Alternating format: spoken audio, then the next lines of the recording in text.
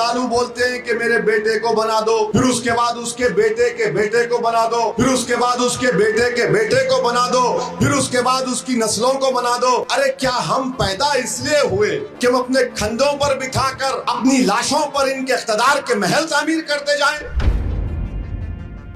और बोलते मजलिस के 7 एमएलए जीतते तेलंगाना में, जीतते हैं। बीआरएस पार्टी हट गई, मजलिस के साथ है। उससे पहले कांग्रेस थी, मजलिस के ताकत बरकरार रही। ये लीडरशिप पैदा करना है। सरकारें आएंगी जाएंगी, मगर तुम्हारा नेता जब जीतेगा तो तुम्हारी आवाज, तुम्हारी ताकत तुम्हारे लिए लड़ेगा।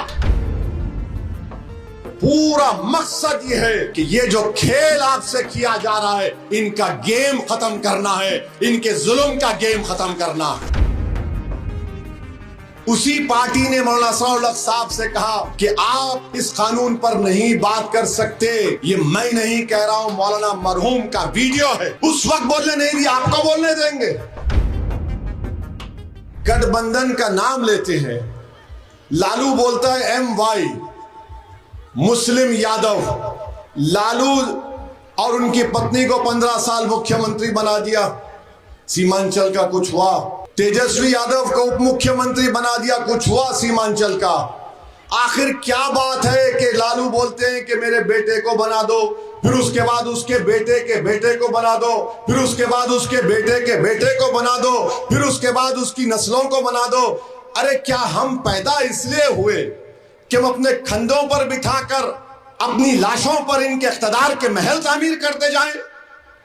कब खत्म होगा ये नाइंसाफी? अब वोट लेने वाला आपको बनना पड़ेगा। तो कोई बोलेगा कि प्रोफेसर साहब हैं। अरे प्रोफेसर साहब आवाज नहीं खोल सकती अपनी पार्टी में। मौलाना असराउल्लाह कासमी साहब याद है आप लोगों को, अल्लाह उनकी मग़फ़िरत करे। पार्लियामेंट में ट्रिपल तलाक का बिल आया, तो जिस पार्टी से प्रोफेसर साहब अब इलेक्शन लड़ रहे हैं, उसी पार्टी ने मौलाना असराउल्लाह साहब से कहा कि आप इस कानून पर नहीं बात कर सकते। ये मैं नहीं कह रहा हूं, मौलाना मरहूम का वीडियो है। उस वक्त बोलने नहीं दिया, आपको बोलने देंगे? हम जानते हैं पार्लियामेंट में क्या होता है। और लोग बोलते हाँ एक जीता तो क्या होता।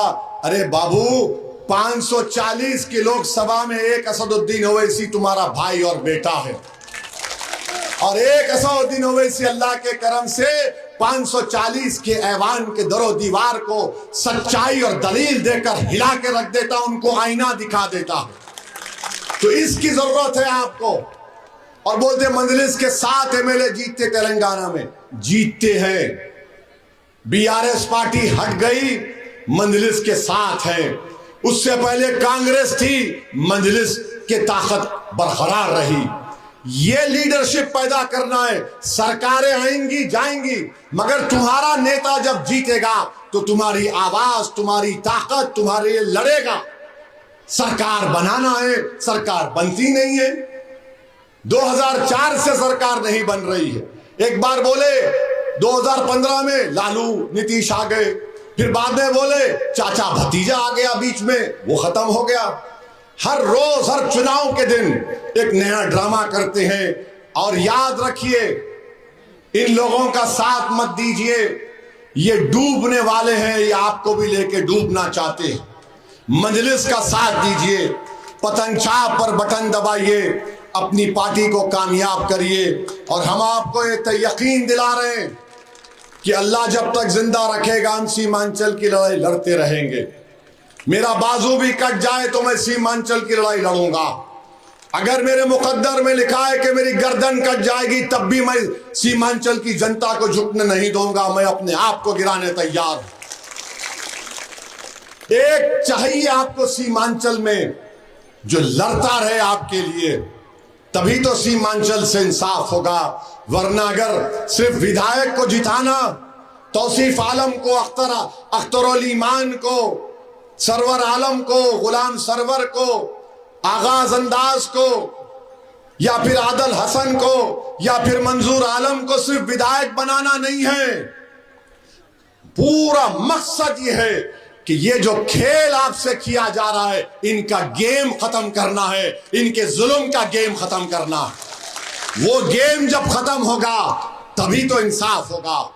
खाली विधायक बनना नहीं है, इनका गेम खत्म करना है और वो जानते कि वो ऐसी करेगा ये, इसीलिए 4 एमएलए को तोड़ा और ये समझा कि मामला खत्म।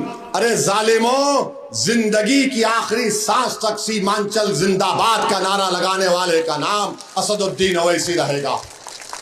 तुमने विधायक को तोड़ा मगर रिश्ते को तुम नहीं तोड़ सकते। ये मोहब्बत का रिश्ता बन चुका है। हम गांव में जानते जाते हैं, गाड़ी में 8 साल का बच्चा है, देखकर बोलता पतंग छाप है ये, पतंग छाप है ये। इस मोहब्बत का क्या करूं मैं? कभी कभी डर भी होता है कि अल्लाह जो ये मोहब्बत तूने अता की, मैं कैसे इसको हक अदा करूंगा। मगर कोशिश करना मेरे हाथ में है, हम कोशिश करेंगे।